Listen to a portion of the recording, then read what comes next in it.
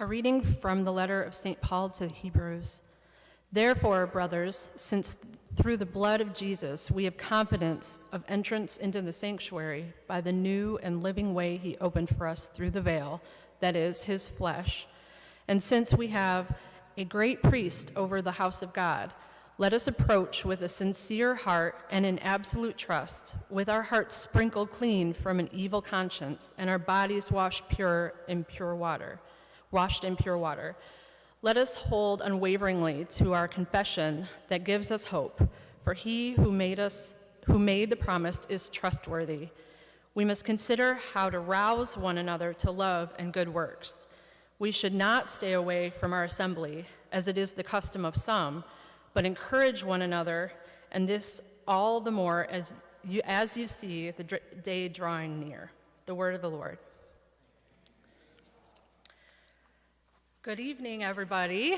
I'm Sharyn Brigantic, and I am the new communications coordinator. I've also been a member of St. Andrew for just about 6 months because we moved during the pandemic.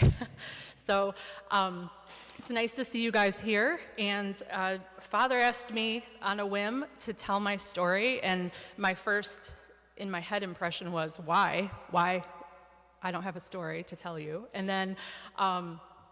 then I asked him out loud, I said, well, what story? What part of my story? Because I don't really have what I would consider a fascinating story, something that's, compelling to tell anybody. A little backstory, I was born in a little small town up north and baptized as an infant, and time passed along, and right around first grade, my parents got divorced. And my mom is Protestant, and my dad was Catholic, and I lived with my mom, so we were Protestant. And all the while, my cousins, I have a big side of family, a lot of family on my dad's side, and all my cousins and aunts and uncles and great-grandparents and everybody were raised in the church, in the Catholic Church.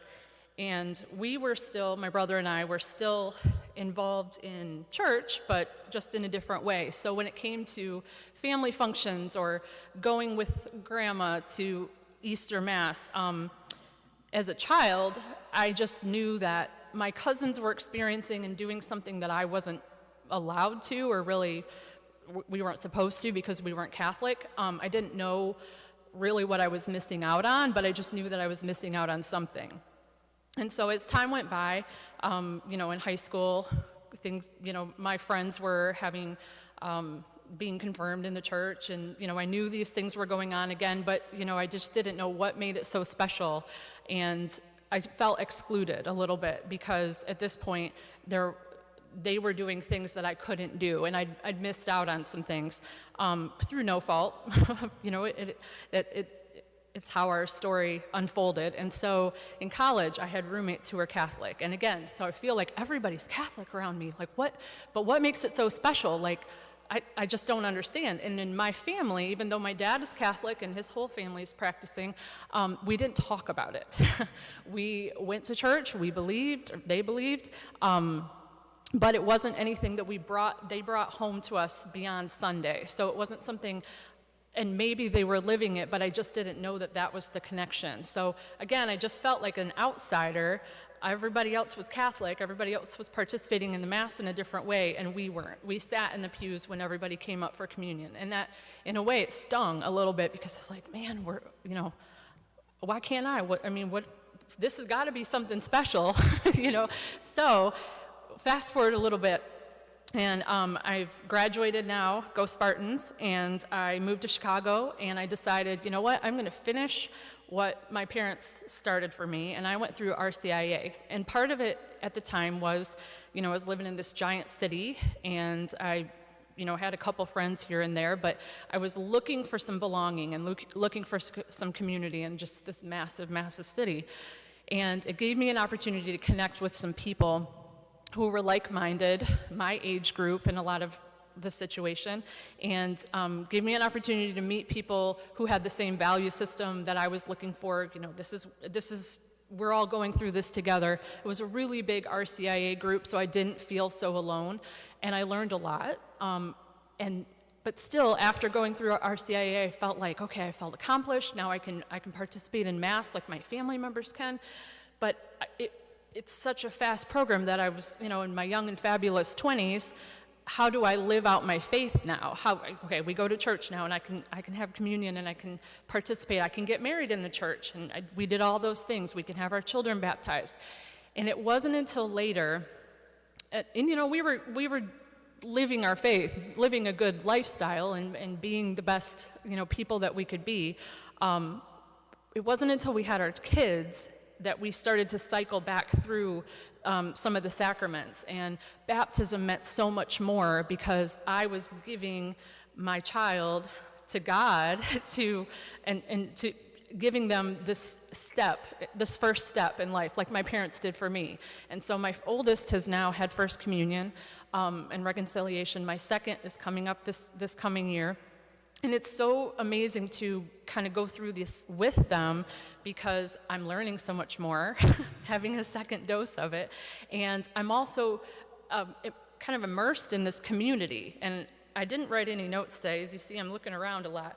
But I did write a little tattoo if I ever got off task, and I wrote community because that's what the church was for me. It was what I was looking for when I came into RCIA, and it's what I'm looking for when I'm here, because we really don't know a lot of people in town still. It's what I'm looking for my kids to be raised in a community with people with who are like-minded and have similar values. And it's also something that I really, really want to figure out. How can I continue to invite more people into our community? How can I show them that why this is so special? If they feel like they're an outsider, what can I do to bridge that gap for them? If they're sitting in the pew and they don't feel like they're participating fully, what can I say or do, or how can I explain it to them that somebody didn't do it for me, but how can I make them feel more included? And for instance, I joined in my old parish Walking with Purpose. It had been something I'd seen in the bulletin for years, and I thought, oh, well, what is this? Is it walking? I already exercise. I don't need to do that. Come to find out, it's not a walking group.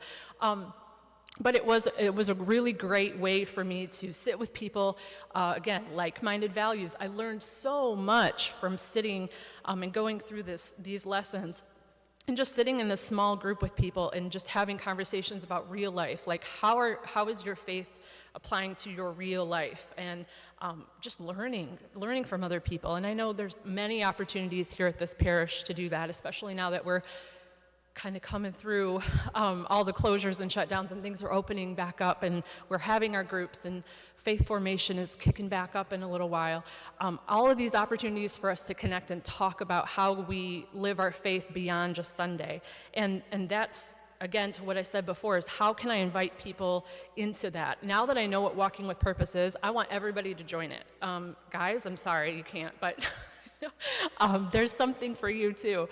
But for instance, another thing with the music, I have only worked for the parish for about a week and a half, and I've never been to an adoration. I've never heard this group, and they're phenomenal, and I'm blown away. And now, guess what? I'm going to invite everybody to adoration because that blew me away, and I was so impressed, and I was like, oh, you have to come for that and the other good stuff that comes with it.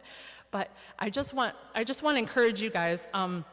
You guys are here for your own reasons, but to think about those other people in the community and help them be included. And if there are paths to getting more people in our community, it can grow and it can be better.